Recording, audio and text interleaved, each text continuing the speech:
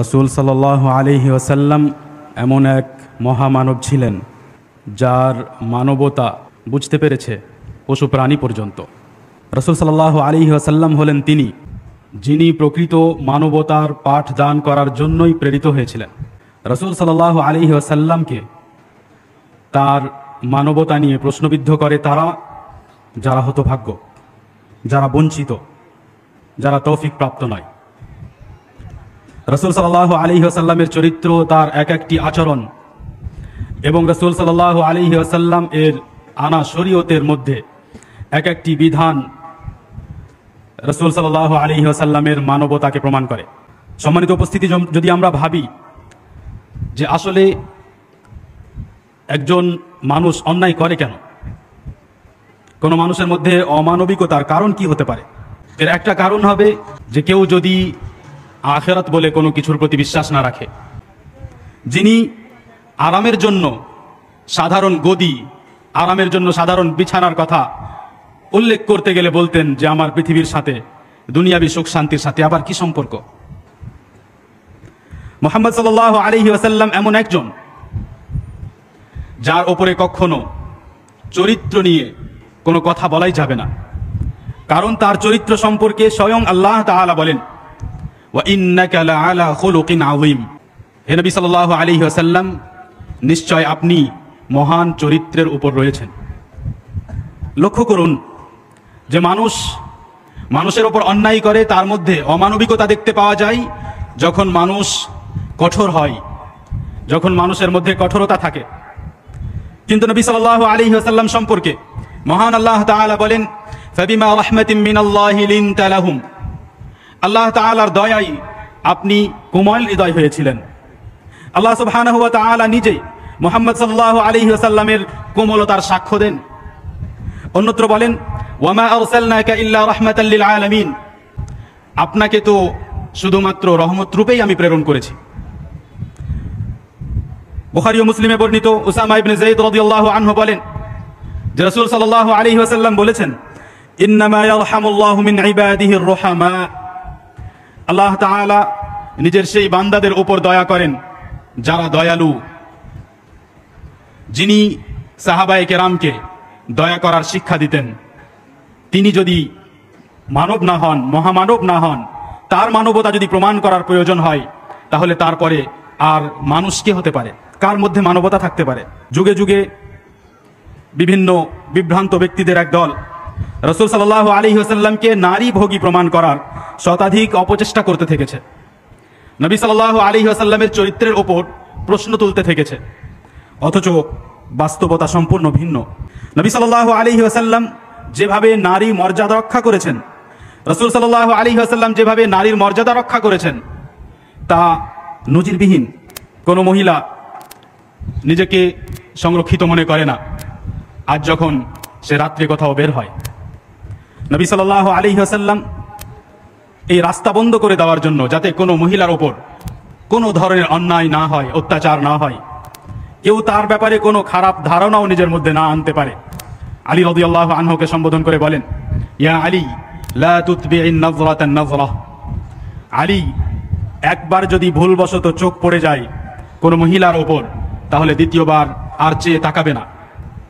যে নবী সাল্লাল্লাহু আলাইহি ওয়াসাল্লাম ইচ্ছাকৃত দ্বিতীয়বার কোনো মহিলার দিকে তাকাতে নিষেধ করে, তার চাইতে বেশি মানবতা কার মধ্যে থাকতে পারে।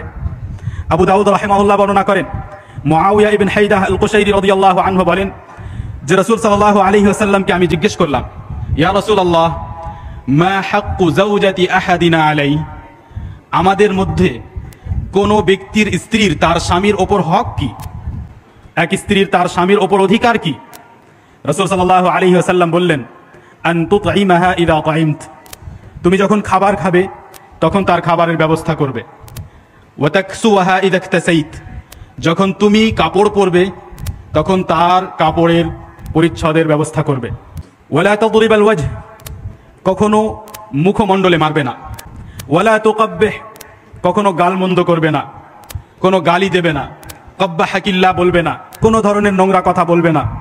ওয়ালা তাহজুরা ইল্লা ফিল বাইত। এবং যদি কখনো মনক্ষুণ্ণ হও, তোমাদের সম্পর্ক খারাপ হয়, তাহলে তাকে বাড়ি থেকে বের করবে না। যদি ত্যাগ করতে হয় তাহলে বিছানায় বাড়ির মধ্যেই থাকতে হবে, তাকে বাড়ি থেকে বের করবে না। নবী সাল্লাল্লাহু আলাইহি ওয়াসাল্লাম স্ত্রীদের সম্পর্কে এই নির্দেশ দিতেন। সহিহ বুখারীতে বর্ণিত আয়েশা রাদিয়াল্লাহু আনহাকে জিজ্ঞেস করা হলো, মা কানা নবী সাল্লাল্লাহু আলাইহি ওয়াসাল্লাম ইয়াসনাউ ফি আহলিহি, যে রাসূল সাল্লাল্লাহু আলাইহি ওয়াসাল্লাম যখন বাড়িতে থাকতেন তখন তিনি কি করতেন, পরিবারের সহযোগিতা করতেন, কেমন ভাবে তিনি থাকতেন বাসায়। আয়েশা রাদিয়াল্লাহু আনহা বলেন, কানা ফি মিহনাতি আহলিহি, তিনি পরিবারের সহযোগিতা করতেন। অর্থাৎ বাড়িতে থাকতে হলে যেসব বাড়ির কাজ করা লাগে সেসব কাজে রাসূল সাল্লাল্লাহু আলাইহি ওয়াসাল্লাম সহযোগিতা করতেন। সহিহ বুখারীতে বর্ণিত যায়েনব রাদিয়াল্লাহু আনহা বলেন যে এক সময় ছিল যখন কোন মহিলার স্বামী মারা গেলে তাকে বলা হতো, অর্থাৎ ইসলামের পূর্বে জাহিলি যুগে তাকে বলা হতো যে কোনো কুঁড়ে ঘরে, ছোট্ট কোনো ঘরে প্রবেশ করো। ওয়ালাবিসাত শাররা সিয়াবিহা, এবং সবচাইতে নোংরা, সবচাইতে খারাপ কাপড় সে পরিধান করত। ওয়ালাম তামাস তাইবান হাত্তা তামুররা বিহা সানা, 1 বছর ধরে কোনো ধরনের সুগন্ধি ব্যবহার করত না। এরপর তার কাছে কোনো একটি গাধা কিংবা ছাগল কিংবা কোনো পাখি নিয়ে আসা হতো। 1 বছর ধরে সেই মহিলা, যার স্বামী মারা গেছে, নোংরা কাপড় পরে থেকে এবং কোনো ছোট্ট এক ঘরের মধ্যে থেকে, পরিষ্কার পরিচ্ছন্নতা থেকে দূরে থাকার কারণে তার শরীরের অবস্থা এমন হয়ে যেত যে কোনো পশু বা যে কোনো পাখির সাথে তার শরীরের স্পর্শ হলে সেই পাখি সেই পশুর সাথে সাথে মারা যেত।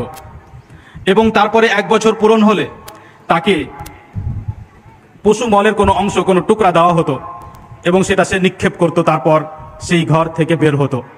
এই ছিল অবস্থা ইসলামের পূর্বে নারীর, যখন তার স্বামী মারা যেত।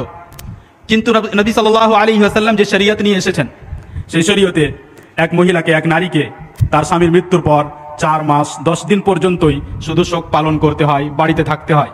এবং তারপরেও অত্যন্ত প্রয়োজনীয় কোনো বিষয় হলে তাকে বাড়ি থেকে বের হওয়ার অনুমতি দেওয়া হয়েছে। তাহলে ইসলাম এবং রাসূল সাল্লাল্লাহু আলাইহি ওয়াসাল্লাম যে দিন নিয়ে এসেছেন তাতেই সম্পূর্ণ মানবতা রয়েছে। বিদায় হজে রাসূল সাল্লাল্লাহু আলাইহি ওয়াসাল্লাম সারা জীবন নিজে স্ত্রীদের সাথে, নারীদের সাথে, মেয়েদের সাথে, সবার সাথে ভালো ব্যবহার করতে থেকেছেন এবং বিদায় হজে বিভিন্ন বিষয়ে নির্দেশ দিয়েছেন, ওসিয়ত করেছেন। তারই মধ্যে একটি নির্দেশ ছিল ওয়াস্তাউসু বিন-নিসাই খায়রা, যে আমি তোমাদেরকে নারীদের সাথে ভালো আচরণ করার নির্দেশ দিচ্ছি। এসব কথা জানার পরেও মহিলাদের পর্দা ও হিজাব অপরিহার্য করার বিষয়, কিংবা তাদেরকে জিনা করলে তাদেরকে রজম করে দেওয়া, পাথর মেরে হত্যা করে দেওয়ার যেসব বিধান শরীয়তের মধ্যে এসেছে, এসব বিধান আসলে নারীর শ্লীলতাহানি থেকে নারীকে বাঁচায়। কিন্তু কিছু মানুষ এই বিধানগুলো বুঝতে পারে না। আসলে এদের অবস্থা হলো যে এদের মস্তিষ্ক সুস্থ নয় এবং এদের বিবেক বিকৃত হয়ে গেছে। বিবেক যদি বিকৃত হয়ে যায় এবং যদি মস্তিষ্ক সুস্থ না থাকে তাহলে সঠিক কথাও বেঠিক মনে হয়। যে রাসূল সাল্লাল্লাহু আলাইহি ওয়াসাল্লাম যুদ্ধের ময়দানে এবং যুদ্ধ চলাকালীন কিংবা সেই সময়ে বা যারা যুদ্ধ করতে যেত তাদেরকে কি নির্দেশ দিতেন এবং কোন কোন বিষয় তিনি পছন্দ করতেন না। আসলে কি রাসূল সাল্লাল্লাহু আলাইহি ওয়াসাল্লাম মানুষের সাথে যুদ্ধ করা খুব পছন্দ করতেন, নাকি রাসূল সাল্লাল্লাহু আলাইহি ওয়াসাল্লাম সবার হেদায়েত কামনা করতেন? বাস্তবতা হলো যে রাসূল সাল্লাল্লাহু আলাইহি ওয়াসাল্লাম আসলে মানুষের হেদায়েত কামনা করতেন, বরং তাদের জন্য দোয়া করতেন, কাফেরদের জন্য দোয়া করতেন, যেই কাফেররা তার ওপর বিভিন্ন ধরনের অন্যায় করত। আহলে তায়েফবাসীদের সম্পর্কে রাসূল সাল্লাল্লাহু আলাইহি ওয়াসাল্লামকে যখন বলা হলো যে এদেরকে ধ্বংস করে দেওয়া যাক, রাসূল সাল্লাল্লাহু আলাইহি ওয়াসাল্লাম বললেন, না, এদেরকে ধ্বংস করতে হবে না। লাআল্লাল্লাহা ইখরিজু মিন আসলাবিহিম মান ইয়াবুদুল্লাহা ওয়া লা ইউশরিকু বিহি শাইআ, সম্ভবত আল্লাহ সুবহানাহু ওয়া তাআলা এমন এক প্রজন্ম নিয়ে আসবেন, এদেরই এক প্রজন্ম যারা কেবলমাত্র আল্লাহ তাআলার ইবাদত করবে। সহিহ বুখারী ও মুসলিমে বর্ণিত আবু হুরায়রা রাদিয়াল্লাহু আনহু বলেন যে তুফাইল ইবনে আমর আদ-দাওসী রাদিয়াল্লাহু আনহু, দাউস গোত্রের একজন সাহাবী, রাসূল সাল্লাল্লাহু আলাইহি ওয়াসাল্লামের কাছে আসলেন এবং রাসূল সাল্লাল্লাহু আলাইহি ওয়াসাল্লামকে বললেন, ইন্না দাউসান ক্বাদ হালাকাত আসাত ওয়া আবাত, আপনি যে দাওয়াত দিয়েছিলেন ইসলাম গ্রহণ করার, দাউস গোত্র সেই ইসলাম গ্রহণের দাওয়াত কবুল করেনি, প্রত্যাখ্যান করেছে। এরা তো ধ্বংস হয়ে গেল, কারণ এরা তো অস্বীকার করলো। হে আল্লাহ রাসূল সাল্লাল্লাহু আলাইহি ওয়াসাল্লাম, আপনি এদের বিরুদ্ধে আল্লাহ তাআলার কাছে দোয়া করুন। কিন্তু রাসূল সাল্লাল্লাহু আলাইহি ওয়াসাল্লাম দোয়া করলেন, আল্লাহুম্মা ইহদি দাউসান ওয়াতি বিহিম, হে আল্লাহ রাব্বুল আলামিন, তুমি এই দাউস গোত্রের মানুষদেরকে হেদায়েত দান করো এবং তাদেরকে নিয়ে এসো। রাসূল সাল্লাল্লাহু আলাইহি ওয়াসাল্লাম ইবনে ওমর রাদিয়াল্লাহু আনহুমার বর্ণিত হাদিসে বলেন, أن امرأة وجدت في بعض مغازي النبي صلى الله عليه وسلم مقتولة কোনো এক যুদ্ধে এক মহিলা নিহত অবস্থায় পাওয়া গেল। রাসূল সাল্লাল্লাহু আলাইহি ওয়াসাল্লাম যখন দেখলেন, আনকারা রাসূলুল্লাহ সাল্লাল্লাহু আলাইহি ওয়াসাল্লাম কাতলান নিসাই ওয়াস সিবিয়ান, রাসূল সাল্লাল্লাহু আলাইহি ওয়াসাল্লাম মেনে নিলেন না যে এভাবে মহিলাদেরকে হত্যা করা হোক বা শিশুদেরকে হত্যা করা হোক, অথচ তারা কাফেরদের নারী ও কাফেরদের শিশু। সহিহ মুসলিমে বর্ণিত বুরাইদা ইবনুল হুসাইব রাদিয়াল্লাহু আনহু বলেন যে রাসূল সাল্লাল্লাহু আলাইহি ওয়াসাল্লাম নিজের সেনাপতিদেরকে ওসিয়ত করতেন, নির্দেশ দিতেন যখন তাদেরকে যুদ্ধে পাঠাতেন, এবং সেই ওসিয়তের মধ্যে বলতেন ওয়ালা তাগদিরু ওয়ালা তুমাসসিলু ওয়ালা তাকতুলু ওয়ালিদা, যে তোমরা কোনো বিশ্বাসঘাতকতা করবে না, তোমরা অঙ্গহানি করবে না, অঙ্গ বিকৃত করবে না, হত্যা করবে কিন্তু অঙ্গ বিকৃত করবে না, যেমন নাক কান কেটে দিয়ে অঙ্গ বিকৃত করবে না, এবং শিশুদেরকে হত্যা করবে না। রাসূল সাল্লাল্লাহু আলাইহি ওয়াসাল্লাম যুদ্ধকে ধোঁকা দেওয়ার জায়গা কিংবা বিশ্বাসঘাতকতা বা ধোঁকা দেওয়ার জায়গা বলেছেন, বলেন আল হারবু খুদআহ, কিন্তু তার অর্থ হলো যে এমনভাবে তাদেরকে ধোঁকা দেওয়া যেতে পারে, হঠাৎ আক্রমণ করা যেতে পারে যাতে কোনো ধরনের কোনো ওয়াদা ভঙ্গ করা না হয়। যখন মুসলিমরা কোনো কাফিরকে নিরাপত্তা দেয় কিংবা যখন কাফিররা মুসলিম রাষ্ট্রে থাকার সময় জিজিয়া ও ট্যাক্স বা কর আদায় করে, তেমনি যদি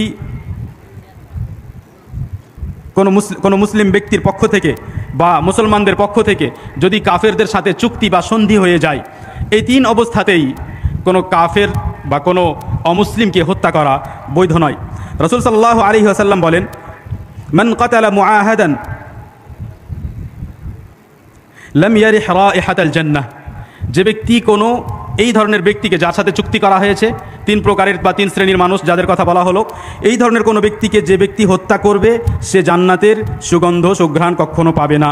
ওয়া ইন্না রিহাহা তুজাদু মিন মাসিরাতি 40 আমা, অথচ জান্নাতের সুগন্ধ পাওয়া যায় প্রায় 40 বছর এর পথ হতে বা 40 বছর এর দূরত্ব হতে। অনেক মানুষ দাস দাসীর বিষয়ে ইসলামের ওপর আপত্তি করে যে রাসূল সাল্লাল্লাহু আলাইহি ওয়াসাল্লামের মধ্যে কঠোরতা ছিল, ইসলামে মানবতা নেই এবং মুসলিমরা অমুসলিমদেরকে দাস বানিয়ে নেয়, দাসী বানিয়ে নেয়। কিন্তু যদি আমরা লক্ষ্য করি তাহলে ইসলাম ধর্মের পূর্বেও দাস দাসী বানানো হতো। ইহুদিদের ধর্মেও দাস দাসী বানানোর বিষয় আছে, এবং খ্রিস্টানদের ধর্মে তো, ঈসাইদের ধর্মে তো এতদূর পর্যন্ত পাওয়া যায় যে কোনো পিতা নিজের মেয়েকে দাসী বানাতে পারে, অর্থাৎ বিক্রি করে দিতে পারে। কোনো পিতা নিজের মেয়েকে বিক্রি করে দিতে পারে যদি প্রয়োজন হয়। ইসলাম আসার পূর্বে বিভিন্ন কারণে মানুষ দাস হয়ে যেত। অনেক সময় জুয়া খেলতে গিয়ে কেউ হেরে গেলে, পরাজিত হলে সে দাস হয়ে যেত। ঋণ পরিশোধ না করতে পারলে তাকে দাস বানিয়ে নেওয়া হতো। অনেক সময় রাস্তায় কাউকে ধরে নিয়ে জবরদস্তি তাকে কিংবা তার উপর অন্যায় করে তাকে দাস বানিয়ে নেওয়া হতো। অনেক সময় মানুষ দারিদ্র্যের কারণে, দরিদ্র হওয়ার কারণে নিজের ছেলে মেয়েকে বিক্রি করতো এবং এভাবে মানুষ দাস হয়ে যেত। কিন্তু ইসলাম আসার পূর্বে, ইসলাম আসার পর নবী সাল্লাল্লাহু আলাইহি ওয়াসাল্লাম এসব দ্বার এবং দরজা বন্ধ করেছেন, এবং শুধু দাস হবে তখন যখন কাফেরদের সাথে, অমুসলিমদের সাথে যুদ্ধ হবে, আর যুদ্ধে যদি তারা পরাজিত হয় তাহলে তাদেরকে দাস বানানো যেতে পারে। কিন্তু দাস বানানোর পরেও তাদের ব্যাপারে অনেক কথা বলা হয়েছে যার মাধ্যমে তাদেরকে মুক্ত করা যাবে, এবং রাসূল সাল্লাল্লাহু আলাইহি ওয়াসাল্লাম তাদেরকে, সেই দাসদেরকে সবসময় মুক্ত করার প্রতি উৎসাহিত করতে থেকেছেন। আমরা যদি কিছু কাফফারার কথা স্মরণ করি, যে কোনো ব্যক্তির দ্বারাই ভুল হলে, কোনো গুনাহ হলে, কোনো অপরাধ হলে শরীয়তে কাফফারা দেওয়ার বিধান রয়েছে। যেমন যদি কেউ ভুলবশত কাউকে হত্যা করে, যদি কেউ জেহার করে, অর্থাৎ নিজের স্ত্রীকে নিজের উপর হারাম করে নেয়, বলে যে তুমি আমার মায়ের মতো, কিংবা এই ধরনের কোনো বাক্য ব্যবহার করে, কিংবা কেউ যদি কসম খায় আর সে কসম ভঙ্গ করে, কেউ যদি রমাজান মাসে স্ত্রীর সাথে জেমা করে ফেলে, এ সমস্ত পরিস্থিতিতে কাফফারা স্বরূপ আল্লাহ রাব্বুল আলামিন একটি বিধান রেখেছেন, সেটি হলো দাস মুক্ত করা। যখন দাস হয়ে চলে আসতো মুসলিমদের কাছে, তাকে এখনও মুক্ত করা হয়নি, কিন্তু তাদেরকে ধরে রাখা হয়েছে, বেঁধে রাখা হয়েছে, তাদের সাথে রাসূল সাল্লাল্লাহু আলাইহি ওয়াসাল্লাম কেমন ব্যবহার করতেন এ সম্পর্কে বুখারী রাহিমাহুল্লাহ একটি হাদিস বর্ণনা করেন। আবু হুরায়রা রাদিয়াল্লাহু আনহু বলেন যে নবী সাল্লাল্লাহু আলাইহি ওয়াসাল্লাম এক সেনা পাঠিয়েছিলেন একটি নাজদ এর এলাকায়, এবং সেইখান থেকে বানু হানিফা গোত্রের এক নেতাকে ধরে নিয়ে আসা হয়েছিল যার নাম সুমামা বিন উসাল, এবং ধরে নিয়ে এসে তাকে মসজিদে নববীতে বেঁধে রাখা হয়েছিল। একজন কাফের, তাকে মসজিদে নববীতে বেঁধে রাখা হয়েছে, সে এখন বন্দী। রাসূল সাল্লাল্লাহু আলাইহি ওয়াসাল্লাম চাইলেই তাকে হত্যা করতে পারতেন, কিন্তু রাসূল সাল্লাল্লাহু আলাইহি ওয়াসাল্লাম প্রথম দিন এসে তাকে জিজ্ঞেস করেন, মা ইনদাকা ইয়া সুমামা, তোমার কাছে কি আছে, অর্থাৎ তুমি কি মনোভাব রাখো কিংবা তুমি কি ভাবো বা তোমার সিদ্ধান্ত মতামত কি। এবং তিনি বলতেন, সুমামা বিন উসাল যিনি পরে ইসলাম গ্রহণ করেছেন রাদিয়াল্লাহু আনহু, তিনি বলতেন যে যদি আপনি আমাকে হত্যা করেন তাহলে আপনার কোনো দোষ নেই, আর যদি আপনি আমাকে ছেড়ে দেন, মুক্ত করেন, তাহলে আমি শুকর আদায় করব, আমি আপনার কৃতজ্ঞতা প্রকাশ করব।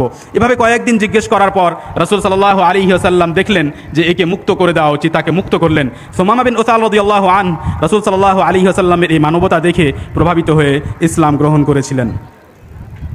ফাতহে মক্কা, মক্কা বিজয়ের সময় বড় এক ঘটনা, এমন এক ঘটনা যা সবার জানা, যে মক্কা বিজয়ের সময় রাসূল সাল্লাল্লাহু আলাইহি ওয়াসাল্লাম যখন কর্তৃত্ব পেলেন, যখন ক্ষমতা পেলেন সমস্ত সেই মানুষদের উপর যারা এক সময় রাসূল সাল্লাল্লাহু আলাইহি ওয়াসাল্লামকে মক্কায় নানাভাবে নির্যাতন করেছিল, কিন্তু রাসূল সাল্লাল্লাহু আলাইহি ওয়াসাল্লাম তাদেরকে বলেছিলেন আনতুমুত তুলাকা, তোমরা সবাই মুক্ত। তাদের সবাইকে শাস্তি দিতে পারতেন কিংবা তাদের সবাইকে বন্দী করে রাখতে পারতেন। এমনকি রাসূল সাল্লাল্লাহু আলাইহি ওয়াসাল্লাম এর সেই সমাজে সাহাবায়ে কেরামের মাঝে যাদেরকে বন্দী করে রাখা হতো তাদের সাথে ভালো ব্যবহার করার আদেশ করতে থাকতেন। এবং রাসূল সাল্লাল্লাহু আলাইহি ওয়াসাল্লাম সাহাবায়ে কেরামকে এমনভাবে লালন পালন করেছিলেন যে সাহাবায়ে কেরাম তাদেরকে খাবার খাওয়াতেন এবং তাদেরকে নিজেদের মতোই মনে করতেন। তাদের মধ্যে যারা দাস হয়ে থাকতো সেই দাসদের উপর অন্যায় করতে রাসূল সাল্লাল্লাহু আলাইহি ওয়াসাল্লাম নিষেধ করতেন এবং বলতেন ইখওয়ানুকুম জাআলাহুমুল্লাহু তাহতা আইদিকুম, এরা তোমাদের ভাই, এদেরকে আল্লাহ রাব্বুল আলামিন তোমাদের অধীনস্থ করেছেন। দাসকে একমাত্র ইসলামেই ভাই বলা হয়েছে এবং তার সাথে ভাইয়ের মতো আচরণ করতে বলা হয়েছে। আবু যার রাদিয়াল্লাহু আনহু এই হাদিসের ওপর আমল করতেন এবং তার পোশাক আর তার দাসের পোশাক একই রকম থাকতো, দেখে বোঝা যেত না। এভাবে রাসূল সাল্লাল্লাহু আলাইহি ওয়াসাল্লাম মানবতার শিক্ষা দান করেছেন। পশু প্রাণীর ব্যাপারে অনেক বর্ণনা রয়েছে, যার মধ্যে আমরা কয়েকটি শুনি। বুখারী ও মুসলিমে আবু হুরায়রা রাদিয়াল্লাহু আনহু বলেন যে রাসূল সাল্লাল্লাহু আলাইহি ওয়াসাল্লাম বললেন দাখালাত ইমরাআতুন নার ফি হিররাতিন রাবাতাতহা, এক মহিলা এক বিড়ালকে বেঁধে রেখেছিল যার কারণে সে জাহান্নামে নিক্ষিপ্ত হয়েছে। ফালাম তুতঈমহা ওয়ালাম তাদআহা তাকুলু মিন খাশাশিল আরদ, এই মহিলা সেই বিড়ালকে বাইরে খেতে যেতে দেয়নি, বেঁধে রেখেছে এবং নিজে খাবারও দেয়নি। বিড়ালের ওপর ভালো ব্যবহার করার রাসূল সাল্লাল্লাহু আলাইহি ওয়াসাল্লাম শিক্ষা দিয়েছেন। বুখারী ও মুসলিমে বর্ণিত আবু হুরায়রা রাদিয়াল্লাহু আনহু বলেন যে রাসূল সাল্লাল্লাহু আলাইহি ওয়াসাল্লাম বলেছেন বাইনামা কালবুন ইউতিফু বিরাকিয়াহ, এক সময় এক কুকুর কোনো এক কূপের পাশে ঘোরাফেরা করছিল। কাদা ইয়াকতুলুহুল আতাশ, তার অবস্থা এমন ছিল যে যেন তৃষ্ণা তাকে মেরে ফেলবে। ইয রাআতহু বাগিয়্যুম মিন বাগায়া বনি ইসরাঈল, সে অবস্থায় বনি ইসরাঈলের এক পতিতা মহিলা তাকে দেখে। ফানাযাআত মুকাহা ফাসাকাতহু ফাগুফিরা লাহা বিহি, সে নিজের মোজা বের করে এবং পানি পান করায়, আর এভাবে তাকে ক্ষমা করা হয়। আবু দাউদ তিরমিজি রাহিমাহুল্লাহ বর্ণনা করেন শাদ্দাদ ইবনে আওস রাদিয়াল্লাহু আনহু হতে, তিনি বলেন যে রাসূল সাল্লাল্লাহু আলাইহি ওয়াসাল্লাম বলেছেন ইন্নাল্লাহা কাতাবাল ইহসানা আলা কুল্লি শাই, আল্লাহ সুবহানাহু ওয়া তাআলা প্রত্যেক বস্তুর ওপর তার সাথে ভালো ব্যবহার ও ভালো আচরণ করাকে আবশ্যক করেছেন এবং এই নির্দেশ দিয়েছেন। ফাইদা কাতালতুম ফাআহসিনুল কিতলাহ, যখন তোমরা জবাই করবে, যখন তোমরা হত্যা করবে কাউকে, তখন তোমরা যেন ভালোভাবে হত্যা করো, যেন তোমরা কষ্ট না দাও। ওয়া ইদা দাবাহতুম ফাআহসিনুয যিবহা, আর যখন হালাল কোনো পশু প্রাণী জবাই করবে তখন যেন ঠিকভাবে কোনো কষ্ট না দিয়ে জবাই করো। ওয়াল ইউহিদ্দা আহাদুকুম শাফরাতাহ ওয়াল ইউরিহ যাবিহাতাহ, এবং যে জবাই করবে সে যেন চাকু বা ছুরিকে চোখা করে নেয় এবং নিজের সে পশুকে প্রাণীকে যেন কষ্ট না দেয়। রাসূল সাল্লাল্লাহু আলাইহি ওয়াসাল্লাম হলেন তিনি যার মানবতাকে এমন এক বস্তুও বুঝতে পেরেছে যে কথা বলতে পারে না, কিন্তু রাসূল সাল্লাল্লাহু আলাইহি ওয়াসাল্লামের দয়া, রাসূল সাল্লাল্লাহু আলাইহি ওয়াসাল্লামের কোমলতাকে অনুভব করেছে। তাই রাসূল সাল্লাল্লাহু আলাইহি ওয়াসাল্লাম যেই খেজুর গুড়ির পাশে দাঁড়িয়ে, খেজুর গাছের সেই কাঠের পাশে, খড়ির পাশে দাঁড়িয়ে রাসূল সাল্লাল্লাহু আলাইহি ওয়াসাল্লাম খুতবা প্রদান করতেন। যখন মেম্বার তৈরি করা হলো এবং সেই গাছ হতে একটু দূরে হয়ে গেলেন, সেই গাছটি রাসূল সাল্লাল্লাহু আলাইহি ওয়াসাল্লাম হতে দূরে হয়ে যাওয়ার কারণে কাঁদতে শুরু করেছিল এবং রাসূল সাল্লাল্লাহু আলাইহি ওয়াসাল্লাম মেম্বার থেকে নেমে এসে সেই গাছকে ছোট বাচ্চার মতো যেন চুপাতে শুরু করলেন এবং তাকে নিষেধ করলেন এবং তাকে আদর করতে শুরু করলেন। এ হলেন মুহাম্মদ সাল্লাল্লাহু আলাইহি ওয়াসাল্লাম, যার পুরো শরীয়ত তার মানবতার প্রমাণ, যার এক একটা আচরণ তার মানবতার প্রমাণ। কিন্তু আল্লাহ সুবহানাহু ওয়া তাআলা যাকে হেদায়েত দান করেন সেই হেদায়েত প্রাপ্ত, আল্লাহ সুবহানাহু ওয়া তাআলা যাকে তৌফিক দান করেন সেই তৌফিক প্রাপ্ত।